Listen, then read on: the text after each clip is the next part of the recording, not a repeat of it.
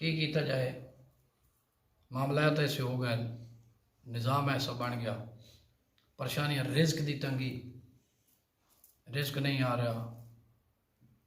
میں وہ جناب نو طریقہ دسنا چاہنا، مولا امیر کائنات حضرت علی علیہ السلام نے نہج البلاغہ دے وچ باب حکمت فرمان نمبر 258 دے وچ ارشاد فرمایا، اذا املکتم فتاجر اللہ بالصدقۃ، جدہ تنگ دست ہو جاؤ تو صدقہ دے کے اللہ دے نال تجارت کرو جی۔ یہ فرمان انہاں لوگوں واسطے ہونے جڑے انہاں چیزاں تے ایمان کامل رکھ دیں، ازماون والے نہیں کہ میں ازمائنا جی۔ یہ باقاعدہ نص ہونی چاہیے نا کسی واقعے دی۔ نص یہ ہے کہ امیر المومنین علیہ السلام نہج البلاغہ میں فرامین میں یہ ایک فرمان ہے کہ جس میں امیر المومنین یہ فرما رہے ہیں کہ اگر آپ کو رزق کی تنگی ہوتی ہے تو صدقہ دو اور رزق میں اضافہ ہو۔ صدقہ یہ آج کا موضوع ہے میرا جو میں آپ کو بتانا چاہتا ہوں۔ صدقے سے انسان ہو بہت ساری، تو آپ نے روایات سنی ہے کہ صدقہ بلاؤں کو ٹال دیتا ہے، صدقہ موت کو ٹال دیتا ہے۔ یعنی اتنی بڑی انبیاء، اتنی بڑی ہستی کے زبان مقدس سے نکلے ہوئے یہ جملے مولا فرماتے ہیں کہ صدقے سے رزق جو ہے وہ بڑھ جاتا ہے۔ اس صدقے کی اہمیت سمجھنے کے لیے انسان فارمولہ استعمال کرو، یقین کامل۔ اصل جو بات کہ اپنے مولا پر یقین کتنا ہے، جب مولا نے کہہ دیا تو ہوگا۔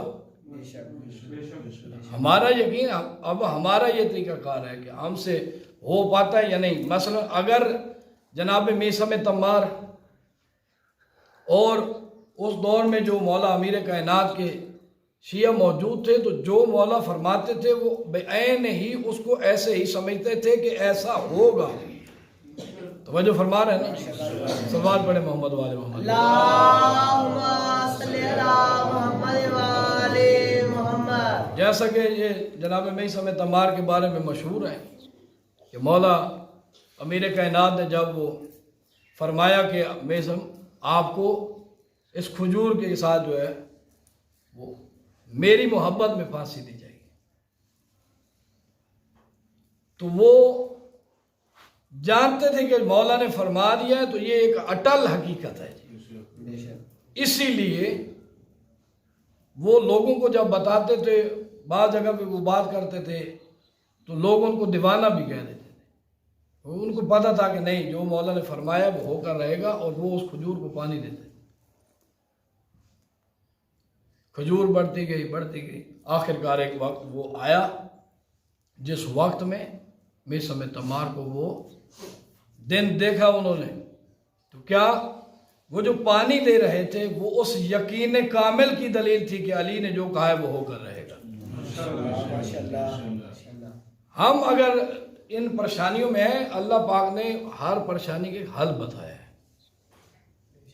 جب مولا امیر کائنات نے صدقہ کے بارے میں یہ فرمان جاری کیا ہے کہ صدقے سے انسان کے رزق میں اضافہ ہوتا ہے تو پھر یقیناً ہوگا۔ اور میں ایک مولانا صاحب سن رہا تھا قبلہ شفا نجفی شاہ، جو جامع مسجد امام صادق علیہ السلام میں اسلام آباد میں خطبہ دیتے ہیں اور عالم دین ہے، وہاں پر وہ جب خطبہ دے رہے تھے تو انہوں نے ایک جو فرمان اور ایک واقعہ نقل کیا ہے کہ ایک بندہ تھا جس نے کافی تعلیم حاصل کی اور سیدزادہ مومن تھا، تعلیم حاصل کی، اور مجھے اکثر آ کر یہ کہا کرتا تھا کہ مولانا کوئی وظیفہ بتائیں، کوئی دعا کریں میرے حق میں کہ مجھے رزق نہیں مل رہا، یعنی کہ کوئی نوکری نہیں مل رہی، کوئی جاب وغیرہ نہیں مل رہی۔ تو کہتا ہے ایک دن میں جمعہ پڑھ کے مسجد سے باہر آیا، اس دور میں یعنی ان دنوں میں زلزلہ آیا تھا، جب وہ شاید 8 اکتوبر والا تھا یا اس سے پہلے آگے کوئی ہوگا، तो कहते वहाँ पर एक कैंप लगा हुआ था जहाँ पर उनके लिए सदकात जो है वो इकट्ठा हो रहे थे। तो मेरी जेब में 2500 रुपया टोटल था, जो मेरे अखराजात जो उस वक्त था। तो मेरे फ़ौरन ज़हन में आया कि क्यों ना मौला का वो फरमान पूरा किया जाए जो नाजुल बलागा में, यही फरमान जो मैंने आपके सामने तिलावत किया है जी, ठीक है। वो फरमान वो कि सदका देता, तो जो जेब में हाथ डाला और वो जो 2500 रुपया उनके पास था वो उन्होंने सदका में दे दिया। तो मौलाना साहब ये फरमा रहे थे कि इतना अल्लाह पाक ने उसको रिज़्क अता किया। फरमाया कि एक दफ़ा खुद मेरे साथ हज पे गए और दूसरी दफ़ा अपनी वालदा को साथ लेकर गए। उसके रिज़्क में इजाफा ऐसा हुआ, नौकरी फ़ौरन कहते हैं चंद ही दिनों में उसको नौकरी जो है वो मिल गई। असल होता है ईमान का वो तकाजा, सलवात पढ़े मोहम्मद वाले, कि हम अपने मौला पे कितना यकीन रखते हैं, हम उनके फरमान को किस हद तक मानते हैं, हमारा जो अकीदा है वो मौला के साथ कितना पुख्ता है। तो इस अकीदे से अगर हम मानेंगे, देखेंगे कि नहीं जो हमारे मौला ने फरमाया वो यकीनन हमारे लिए हकीकत है, तो फिर हम उसको जब अमलन करेंगे तो वो हमारे लिए फ़ायदेमंद साबित होगा। हम देखते हैं कि बस एक दफ़ा किया नहीं हुआ तो हमने ये कह रहे भाई अभी तो कुछ भी नहीं है, नहीं ऐसी बात नहीं है। एक दफ़ा सदका किया है, दोबारा सदका किया है, बार बार सदका करें। दूसरी जगह पे फिर मौला अली अलैहिस्सलातु वस्सलाम का फरमान है जी, सलवात पढ़े मोहम्मद वाले।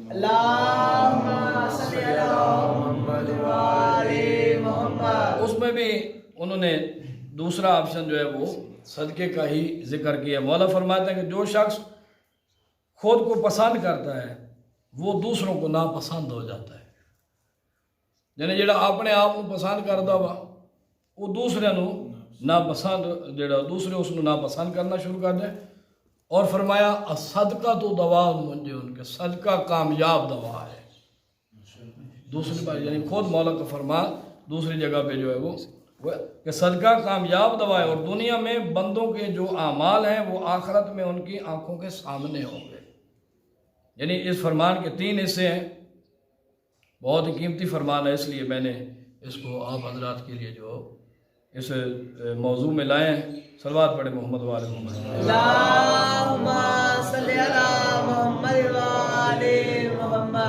खुद पसंदी से कुछ नताइज पैदा होते हैं जब बंदा खुद पसंदी करता है। और अक्सर मैं दुआओं में नमाज में जो दुआ करवाता हूँ तो वहाँ पर ये कहता हूँ कि मेरा अल्लाह खुद पसंदी और रियाकारी से महफूज फरमा, क्योंकि खुद पसंदी जो होते हैं ये इसके बहुत सारे नुकसानात होते हैं, उसके बहुत ज़्यादा असरात होते हैं। जब इंसान खुद को पसंद करता है तो जब भी कोई बात करेगा तो वो अपना बीच में जिक्र करता रहे कि मैंने ये किया, मैंने वो किया, तो वो अपना आप जब दिखलावा करता है तो दिखलावे के बारे में वैसे भी कुरान पाक में भी नस मौजूद है कि दिखलावा नहीं बल्कि इबादत वो होती है जो खलूस नीयत के साथ की जाए, और सखावत वो होती है जो बिन मांगे की जाती है। तवज्जो फरमा रहे हैं ना। बरतरीदा मुजाहरा करता हर वक्त लोगों को सामने अपने आप को बढ़ा चढ़ा के बताता है, तो उसका नतीजा ये आता है कि लोग उससे तंग आ जाते हैं। या जब इसको देखो ये अपनी बातें करता रहता है, तो खुद पसंदी जो है वो, हाँ एक जगह पे खुद पसंदी जो है ना वो इबादत होती है। वो कौन सी जगह? वो ये है कि जब भी इंसान चाहे जितना ही तकवा इख्तियार कर ले, जितना ही आलिम बन जाए, जहाँ पर आप तकरीरें भी सुनते हैं कि जितनी तकरीरें होती हैं वहाँ पर उलमाए कराम ये कह कि मैं तो एक तालिब इल्म हूँ, ये आइज़ाना के जुमले होते हैं, ठीक है ना। जितनी इबादत कर लो तो इबादत ये ना हो कि 2 रकअतें पढ़ी हों और अब उसके ज़हन में जो अब तो मेरे ऊपर वही आना शुरू हो जाएगी, ठीक है ना जी। 2 रकात नमाज पढ़ते, ये खुद पसंद है कि मैं नमाजी हूँ और तो कोई नमाज पढ़ने वाला ही नहीं है, और मैं तो अल्लाह का नेक आदमी हूँ और तो कोई अल्लाह का नेक। मुमकिन है कि आपसे ज़्यादा जो है वो अल्लाह के नेक आदमी मौजूद हो। तो ये जो अपने आप को इस पैमाने पर जो है बंदा समझे कि नहीं मैंने जो पढ़ा है बस अल्लाह कबूल फरमाए, ठीक है, तो और दुआ करें कि मालिक जो मैंने पढ़ा है इसको कबूल फरमा। तो ये वाली जगह जो है यहाँ पर ये खुद पसंदी जो है वो यानी अपने आप को हकीर करना इस मामले में, और ये जाना कि हाँ अब मैं अपनी जगह पे ठीक जा रहा हूँ, तो ये इबादत में शुमार होती है। सलवात पढ़े मोहम्मद वाले।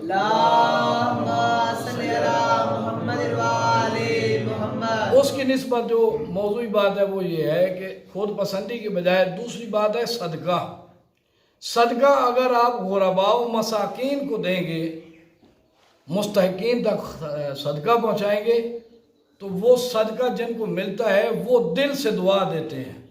اب ان کو یہ بتانے کی نہیں ہے بات کہ میں بڑا چوری صاحب ہوں، میں بڑا زمیندار ہوں، میں یہ ہوں، میں وہ. جب آپ غرباء و مساکین کا خیال رکھیں گے، ان کو صدقات وغیرہ اگر دیتے ہیں یا ویسے ان کی خدمت کرتے ہیں، تو آپ کو ضرورت ہی نہیں ہے کسی کو یہ کہنے کی کہ میں یہ اور میں وہ اور میں اتنا بڑا سخی ہوں. یہ وہ آپ کی سخاوت کا جو ہے وہ لوگوں کو بتائیں گے کہ یار وہ اللہ کا بڑا نیک آدمی ہے، وہ لوگوں کی خدمت کرتا ہے. تو یہ عزت ہوتی ہے جو صدقہ کے ذریعے سے ملتی ہے، جو خدمت کے ذریعے سے ملتی ہے مومنین کا. دوسری وجہ جو بتانا چاہتا تھا وہ یہ ہے کہ گمان ہوتا ہے، شک ہوتا ہے، وہم ہوتا ہے، جو ہمارے گھروں میں اکثر یہ چیزیں لاحق ہو گئی ہیں اور ان سے ہم نقصان اٹھا رہے ہیں. اور بہت زیادہ نقصان ہوتا ہے کہ بدگمانی سے. اسی پہ بات کر کے انشاءاللہ جناب کی زحمات کو تمام کرتے ہیں. صلوات پڑھیں محمد. اللہم صلی علی محمد وآل محمد. اگر کوئی برادر مومن کوئی گناہ کرتا ہے یا کوئی ایسی بات اس سے سرزد ہوتی ہے جو ناپسندیدہ ہوتی ہے، بظاہر نظر آتے ہیں، تو فوراً اس کو غلط نہ کہہ دو، بغیر سوچے سمجھے. اس پہ پتہ نہیں کیا کیا اس کے بارے میں جو ہے وہ القابات اس کو دے دیے جاتے ہیں، سمجھ سے باہر ہو جاتا ہے، بالاتار ہوتا ہے کہ ابھی اس نے کوئی ایسا کام کیا جو ناپسندیدہ ہے ظاہراً. فعل حرام کی بات تو اور ہے نا جی. کوئی ایسا کام ہے جو ناپسندیدہ ہے، قابل اعتراض کام کر رہا ہے، تو اس کو سب سے پہلے اس کی کیا کرو جی، کوئی معقول وجہ تلاش کرو. معقول وجہ تلاش کرو. ہو سکتا ہے اس وجہ سے کیا ہوگا، ہو سکتا ہے اس وجہ سے کیا ہوگا، ہو سکتا ہے اس وجہ سے. یعنی کہ بلکہ روایات میں یہ موجود ہے کہ اگر مومن سے ایسا کوئی کام ہوتا ہے تو 70 وجوہات جو ہے وہ تلاش کرو. کتنی وجوہات؟ اس کو الزام دینے سے پہلے 70 قسم کی وجوہات تلاش کرو. معقول وجوہات، ممکن ہے اس وجہ سے کیا ہوگا. مثلا کسی سے کوئی قرض ہی مانگ لیتا ہے، ٹھیک ہے نا، تو اس کو جو القابات دیے جاتے ہیں آپ جانتے ہیں، مجھ سے بہتر جانتے ہیں جو معاشرے میں، ٹھیک ہے. یہ ایک مثال سادہ سی دی ہے، ٹھیک ہے نا. تو پتہ نہیں باپ اس کو کیا کیا کہہ رہے، تو اس کے بارے ممکن ہے وہ مجبور ہو، ممکن ہے اس کی کوئی ایسی وجہ ہو، اب اس کے پاس نہ ہو. اس طرح کے بہت سارے. اگر 70 جو ہے وہ معقول وجوہات نہیں ملتی تو اپنی طرف سے، روایت کے یہ لفظ ہے کہ اپنی طرف سے تراش لو بات. کی کرو جی؟ اپنے کولوں کوئی گال بنا لو، یار آج ہو سکتا بھائی، ٹھیک ہے نا جی. اگر یہ چیز انسان اپنے درمیان سے نہیں نکالے گا، ان معاملات سے دور نہیں ہوگا. تو میں ایران کا ایک واقعہ، جو ڈاکٹر مسعود علی ایران کے ڈاکٹر ہیں، وہ اسی موضوع پہ جب بات کر رہے تھے تو انہوں نے ایک بات کہی کہ ایک واقعہ انہوں نے بتایا جو قبلہ صاحب نقل کر رہے تھے، ان سے آگے میں نقل کر رہا ہوں کیونکہ واقعہ میں بہت پیاری بات ہے جس کی وجہ سے. تو کیا ایک دفعہ ایک شخص گھر آیا، ایرانی تھا، وہ گھر آیا تو اس کی بیوی کا اس نے پرس کھول لیا. یہ بدگمانی کی بات. پرس کھولا تو اس میں نہ اس نے ایک گفٹ دیکھا جو ایک مردانہ رومال تھا. اب اس نے بغیر سوچے سمجھے شور مچانا شروع کر دیا، یہ کیا ہے، کس کے لیے رکھا ہے، یہ مرد کا رومال آپ کے وہ پرس میں کیا کر رہے. اس طرح کے بہت سارے کلمات. انہوں نے کہا بات تو سنو میری، بات سنو میری، کہ مجھے اپنی صفائی تو دینے دو. تو بغیر بات سنے اس نے اس کو دھکا دیا. بہت جلدی کر رہا ہوں. تو اس نے دھکا دیا تو وہ نیچے گری عورت. تو کوئی نوکدار چیز لگی یا دیوار پہ سر لگا یا جیسے بھی ہوا تو اس کو وہ سر پہ چوٹ آئی اور وہ فوت ہو گئی. تو جب بعد میں وہ اس کے پاس سے باقی چیزیں دیکھی گئی تو اس میں سے وہ جو پتہ چلا کہ یہ جو رومال تھا وہ اپنے شوہر کے لیے گفٹ کے طور پر خرید کر لائے تھے. یعنی ایک بدگمانی. اور آج کل یہ بدگمانی کا بازار بہت گرم ہے. وجہ یہ موبائل ہے. اکثر گھروں میں، اکثر فیملیوں میں اکثر ایسی بات ہو جاتی ہے کہ وہ موبائل جو بغیر دیکھے میں پتہ نہیں کس سے باتیں کر رہے ہو، کیا کر رہی ہو، بیٹی ہے یا بچہ ہے، ٹھیک ہے. اس کے معاملے میں بہت سارے ایسے معاملات جو وہ کرتے ہیں. در حقیقت کہ وہ جو سمجھا جا رہا ہوتا ہے وہ ہوتا نہیں ہے. اکثر ایسا نہیں ہوتا. تو بدگمانی سے پہلے یقین کر لو، کوئی وجہ جو ہے وہ معقول وجہ تلاش کرو. یہ نہ ہو کہ وہ اس ایرانی کی طرح بعد میں پچھتانا پڑے کہ کیا میں نے کر دیا، وہ بیوی سے بھی ہاتھ دھو بیٹھا. اس طرح تو مہربانی کیا کریں. یہ معاملات جو ہیں ان میں حقیقتاً شرعی حوالہ جات جو ہوتے ہیں اس کے لحاظ سے ہم سب جب کوشش کریں گے اور اللہ پر یقین کامل کے ساتھ، پریشانی کوئی نہیں ہے جب آپ کے معصومین آپ کے پاس ہیں، آپ کے ہادیان آپ کے پاس موجود ہیں، ان کا فرمان موجود ہے، اللہ کا قرآن موجود ہے، معصوم کی حدیث موجود ہے. صرف ہم پڑھتے نہیں ہیں اور اس پر عمل پیرا اس طرح نہیں ہوتے جس طرح ہونے کا حق ہے. اگر ہم اسی طرح عمل پیرا ہوں گے تو پھر یقیناً اللہ پاک ہماری جو ہے وہ دعاؤں کو قبول فرمائے گا. اگر دعا گو ہوں کہ مالک فلسطین اور غزہ کے تمام مسلمانوں کی ان کو فتح نصیب فرمائے اور مالک ان کی نصرت و معاونت و مدد عطا فرمائے. محمد و آل محمد کے صدقے میں تمام مسلمانوں کو اس معاملے میں احتجاجاً اٹھنے کی اور اس بات پر جو ہے وہ آپس میں ایک ہونے کی توفیق عطا فرمائے.